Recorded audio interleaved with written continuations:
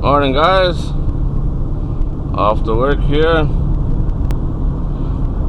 Just thought of another travel nightmare story. Not so much traveling, it's something you don't normally happen. I was working in India. We're way out in a rural area, really rural, the middle of nowhere, really.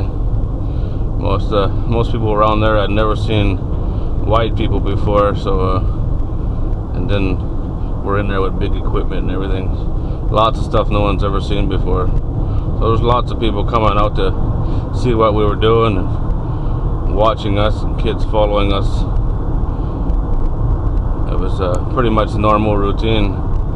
But one day we were there, not many people around, as most of the crew had moved forward, and this old lady came out with a big old knife, and she was waving it around and screaming at everybody. For like half an hour she's screaming at the top of her lungs and waving this knife around. And all my guys are over there trying to talk to her and find out, what she wants, trying not to get hit with this big knife. When she finally went away, she was still screaming. You couldn't even see her anymore, but you could hear her screaming. She was pissed about something.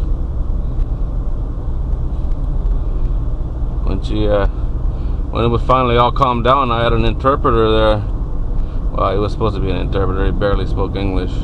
But anyway, I asked him what she wanted, and he said, "You didn't know." I'm like, "What do you mean you don't know? You were talking to her for half an hour." He's like, "No, there's nobody here that can understand what she's saying. She speaks a different dialect, a different language than everyone else. No one knew what she wanted." That might have pissed her off even more. People from all over the country there, and nobody could understand what she was saying. Nobody spoke the same language as her. But she was pissed about something. A similar thing happened in Turkey, actually. I was working in Turkey, and this farmer was being ripped off. The oil company wasn't paying for the land like they were supposed to, however that works. And he was not having any of it. And he came out screaming at us, throwing rocks at us, trying to get us to go away. But at least we knew why he was mad and understood it. He was getting ripped off. I'd be mad too. But that guy got everybody good. We're working. It's kind of a dip in the ground, a bit of a low spot. And he came out with his tractor and he blocked off both ends of the right-of-way. And put a 6-inch water pump in there and flooded it, pumped water in there all night. When they came out to go to work in the morning, all the equipment was underwater. So he didn't get his money, but he got the last laugh.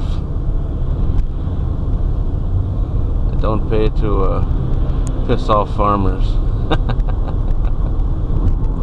Alright, guys, be careful when you're in India. Those old ladies, they got big knives.